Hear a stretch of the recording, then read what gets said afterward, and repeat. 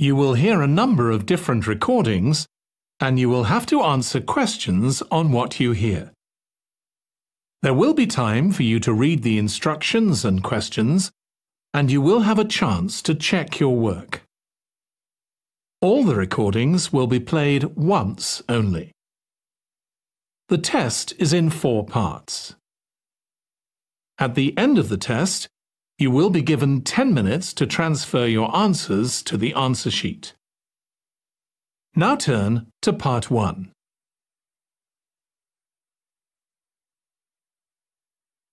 Part 1. Now we shall begin. You should answer the questions as you listen because you will not hear the recording a second time. Look at the registration form. Listen carefully and answer questions 1 to 4. Good morning. Good morning. Can I help you? Yes. Is this where we register for the Beyond 2000 conference? Yes. What's your name and I'll get your conference bag. Well, I haven't actually registered yet. I was told I'd be able to register today, so I hope that's okay. I've just arrived in Melbourne. That should be fine if you're a student. I'll need to take your details though. So, can I have your full name? Yes, sure. It's Melanie Mitchell. Is that M-I-T-C-H-E-L-L? Yes, that's right. And that's Ms., not Miss. OK, fair enough. And what's your address, Melanie? I live in student accommodation at Sydney University, so my address there is Room 66, Women's College, Newtown. OK. And which faculty are you studying in? I'm in the Faculty of Education. I'm doing a Master's in Primary School Teaching. Right. And may I see your student card because I need to verify that you're a current student? Yes, sure. Here it is. My number is 994578ED. The woman asks the student some more questions about the conference. Look at questions 5 to 10.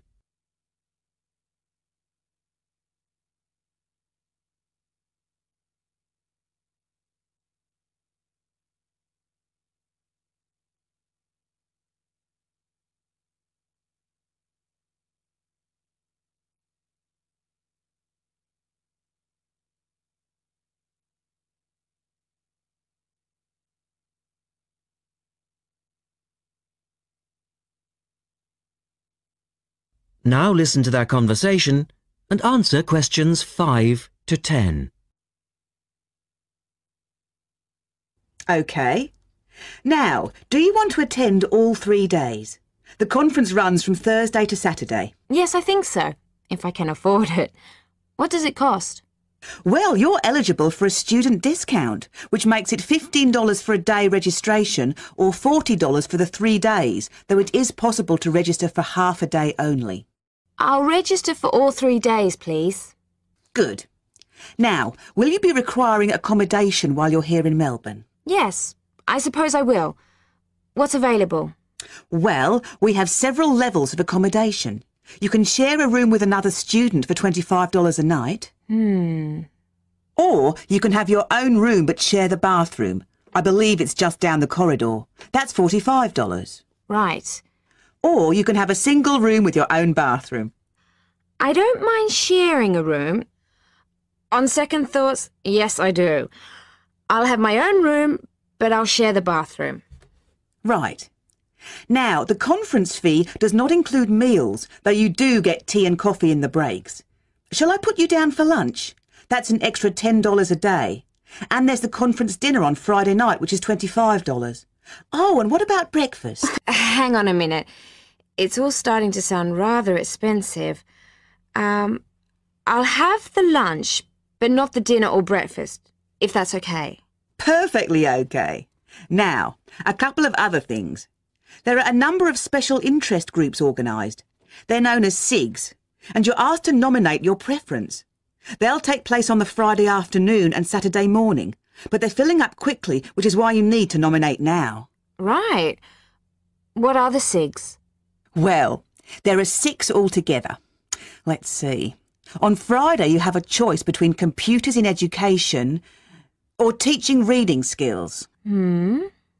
Or a session on catering for the gifted child. Oh, they all sound interesting. But technology in the classroom is really my area of interest, rather than reading. So I'll go for that. I can probably read up on the gifted child topic myself. Right. And then the Saturday options are a session on cultural differences, or there's music in the primary curriculum, or you could go to the one on gender issues in the classroom. Wow! Can I go to them all? They all sound fascinating. Afraid not. Well, I'm really interested in how boys and girls behave differently, even when they are very young, so I'd better opt for the third session, even though the cultural differences sig is probably really interesting too. Right. And the music option would be interesting. And how would you like to pay? We accept most credit cards or bank cheques, but not personal cheques, I'm afraid. Been caught out too often before. And cash, of course. We never say no to cash. I'll have to put it on my card because I don't have enough cash on me right now. That's fine. Enjoy your time here with us in Melbourne.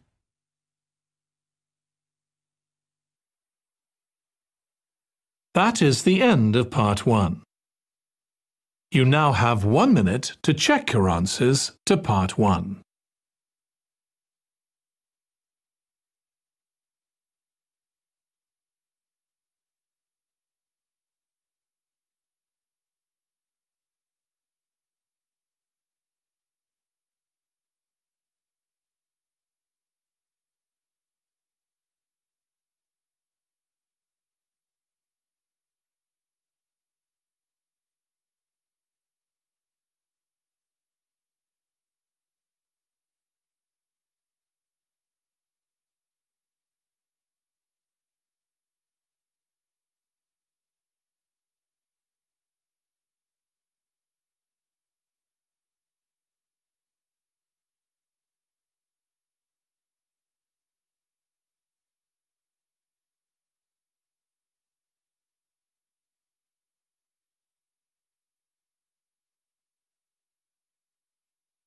Part 2. You will hear a woman talking about a number of different beaches to a group of tourists. First, look at questions 11 to 20.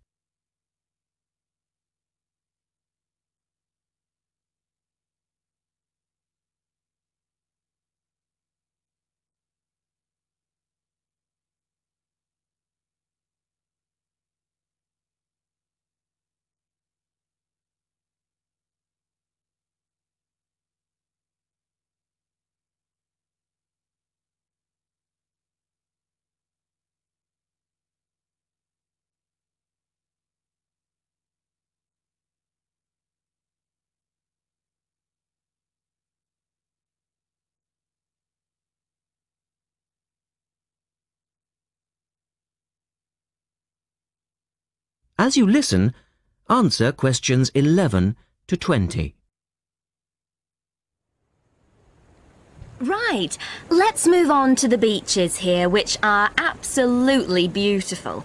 You do have over 100 to choose from. They're mostly sandy beaches and they vary from the largest, which is 2.5 kilometres long, to tiny sandy coves. But there are a few that I'd really recommend you to visit. So, looking at this pamphlet, first of all, there's Bandella Beach. This beach is 1 kilometre away from the old fishing village of Bandella, which is a beautiful spot. If you park in the car park behind it, there's a small path which leads down to the bay. It's very pretty because the whole beach is backed by pine trees, so it's very sheltered. The beach itself is very clean and the water is shallow and safe. That, together with the soft sand, make it an ideal beach for children and non-swimmers. A little further round the coast, again to the east, in the eastern corner of the island, is the spectacular Da Polata Beach, which is basically a long inlet. The land around this beach is marshland. It's all marsh, and there's a stream which winds through it, and the stream goes into the sea. And the beach has lovely pale gold sand. Access to this beach is quite tricky, and not for the less energetic. You have to go down a long flight of steps, 190 to be exact. But you'll be relieved to know that there's also a road which winds down to a car parking area. When you're level with the sea, there is a handful of shops and bars, and you can hire some beds and umbrellas. Continuing round the island, just past the tip of Calne, is the next beach I'd suggest you visit, and this is Sanget. Why? Because there isn't a beach longer than this on the island. If you want to know, it's exactly 2.5 kilometres long, and that's a bonus because it means it never gets overcrowded. It has golden sand and clear blue water shelving into the sea. There are several beach restaurants to choose from, and water sports are available when the water is calm. But check first. This beach operates a flag system, as the sea can get rough, and you should always swim between the flags. There's a large car park which gives you easy access to the eastern end of the beach, but the western end is much quieter and more wild, as it is harder to reach. Blanaka is another popular beach, just in the northwest corner of the island. It has incredibly white sand and sparkling water. There is ample car parking here and plenty of bars and restaurants. Blanaka has white cliffs all around it, and for those of you who'd like a little more to do than just lazing on the beach, there are caves here which you can explore in the cliffs, and you can also dive into the water from rock platforms along the side of the cove. Well, my final recommendation for today is Disidor. Now, this beach isn't quite as easy to get to as the others I've talked about. It's quite a remote little beach, tucked away here next to Blanaka. You can reach Disidor by a steep slope, which goes over some sandbanks. The beach itself is small and pretty, with reddish-coloured sand and some stony areas on its eastern side. Despite being quite small, the bathing is good, and you can also go fishing here from the rocks at either side. It's a good idea to take some food and drink with you if you decide to go here, as there's only one little bar which isn't always open. So, that should give you plenty of ideas to choose from over the next 2 weeks, and if you have any further questions...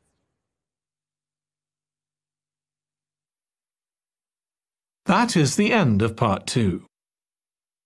You now have 30 seconds to check your answers to part 2.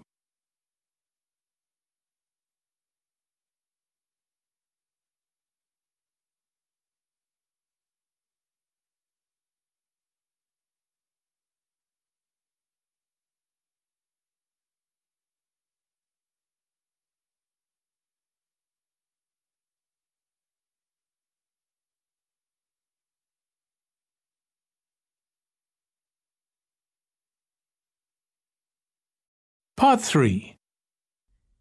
In this section, you will hear a discussion between a male interviewer and a woman who is the manager of a major bookstore.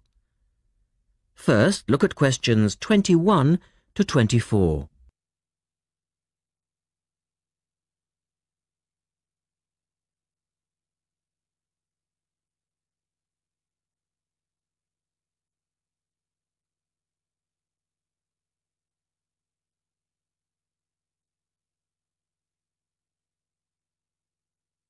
Now listen to their conversation and answer questions 21 to 24. The start of a new academic year is a challenge for booksellers. Lee Rogers talks to one major bookstore manager. Jenny Farrow, you're the manager of Dalton Books, and you sell an awful lot of books to students, don't you? Yes, we do. How do you manage to make sure that you're going to have the books students need when all the new courses begin? Basically, we make preparations long before they arrive. Like all other major book retailers, we have a database of information, and using that, we contact course conveners in May and ask them to send us their book lists. How many books are we talking about? For one course? Yes, as an example. An average course requires about 30 books. We ask lecturers to indicate whether a book is what we call essential reading. You know, the students simply have to get it, or whether it's what they would term recommended reading, or whether it's just a supplementary text that they tend to refer to as background reading. What about predicted buyers? It's not a perfect system, unfortunately. If a lecturer tells us that he expects us to sell 100 copies of a book, we know that we could actually sell anything from 50 to 150. That's why in practice, when it comes to ordering, it's a lot safer to go by the previous year's sales figures, if that's possible, of course, if we've sold the book before. We also build other factors into the equation, including the type of course that the books are for, the student's year group, and a measure of our own judgment. And these criteria make a fairly accurate guide? As accurate as we can be, yes. Look at questions 25 to 30.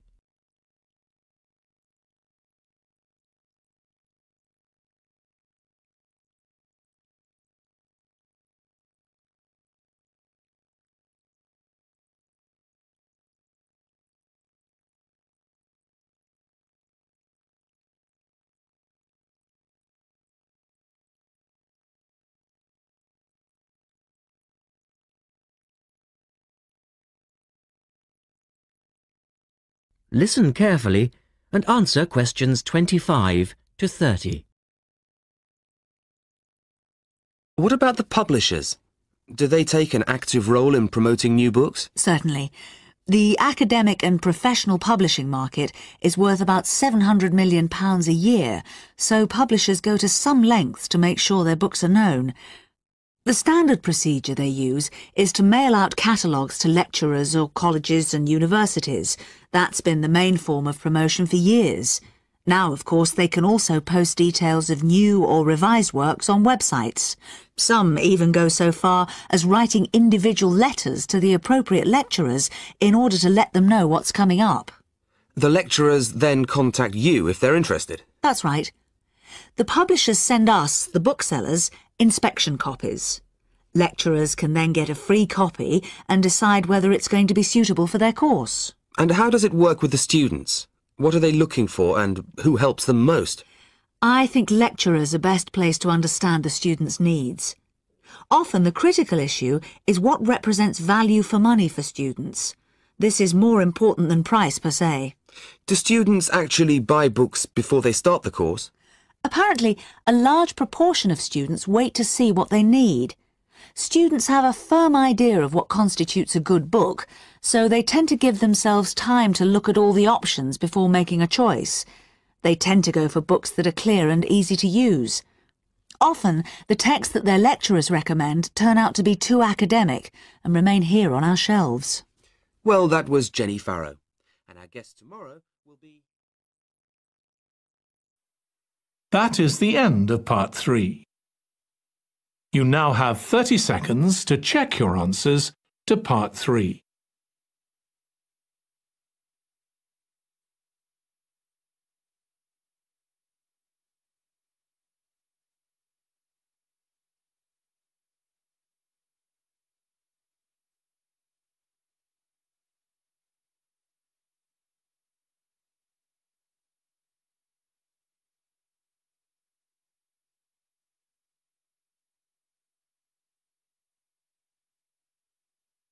Part 4. You will hear Rebecca Bramwell, an artist and illustrator, giving advice on how to get your first job or commission as an artist. First, you have some time to look at questions 31 to 35.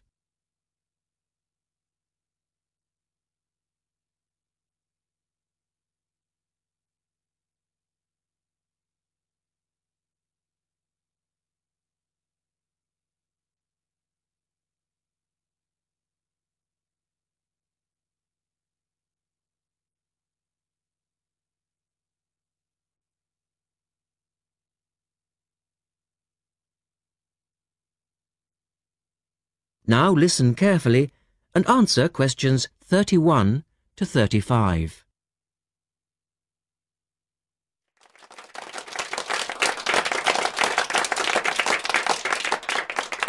I'd like to introduce Rebecca Bramwell, an artist and illustrator who's come along today to talk to you all about getting your first job or commission as an artist. Over to you, Rebecca. Thank you for inviting me. I remember when I graduated back in 1983, I was very excited about getting my first commission. My degree was in fine art, and I'd worked long and hard to get it. I was an enthusiastic student, and I never found it difficult to find the incentive to paint. I think as a student you're pushed along by fellow students and tutors, and the driving force is there. However, when you leave college, you find yourself saying things like, "I'll have one more cup of coffee and then I'll sit down to work." I hate to admit it, but I say it myself. Suddenly, it isn't finding the inspiration or getting the right paper that's a problem. It's you. In my view, there are a number of reasons why this happens. It's a real challenge making a decent living as a new artist. You have to find a market for your work. Often you work freelance and need to take samples or portfolios of your work from place to place. These experiences are common to a lot of professional people. But artists also have to bare their souls to the world, in a way. More than anything, they want praise. If people don't like what they create, then it can be a very emotional and upsetting experience hearing them say this. I began to realise that these problems were preventing me from having a career in art, and so I decided to experiment. I was a painter, but I started to dabble in illustration, drawing pictures for books, cards, and this offered me the opportunity to become more emotionally detached from my work. I was no longer producing images from the heart, but developing images for a specified subject, taking a more practical approach. I began to develop a collection of my illustrations, which I put into a portfolio and started to carry around with me to show prospective clients and employers. But it was still tricky because publishers, for example, want to know that your drawings will reproduce well in a book. But without having had any work published, it's hard to prove this. Having a wonderful portfolio or a collection of original artwork is, of course, a first step. But what most potential clients would like to see is printed artwork, and without this evidence, they tend to hold back still when it comes to offering a contract. Look at questions 36 to 40.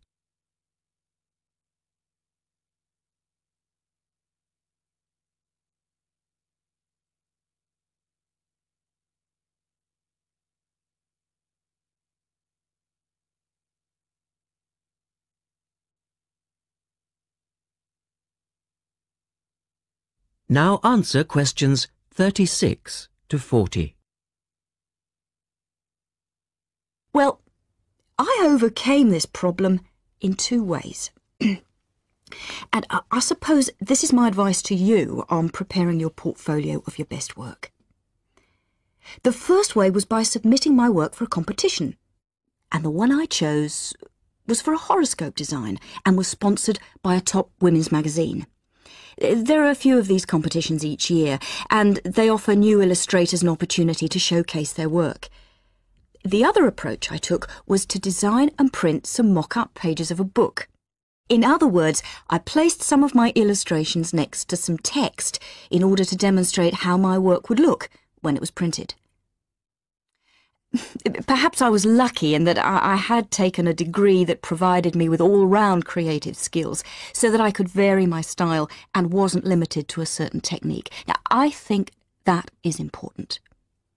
The art world and many other creative fields do try to pigeonhole people into snug boxes with an accompanying label.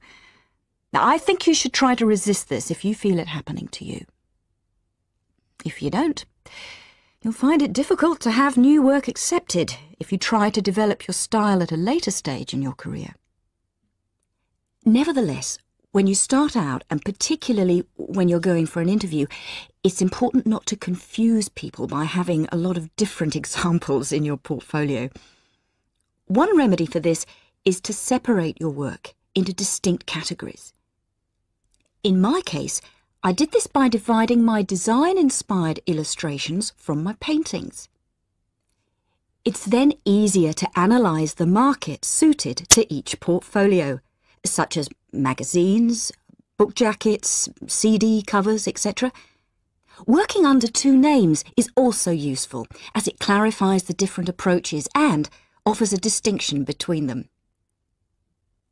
I think it's been hard for artists to be recognised in anything other than the pigeonholes that they've been placed in. Luckily, these barriers are slowly being demolished. So I really do wish you all the very...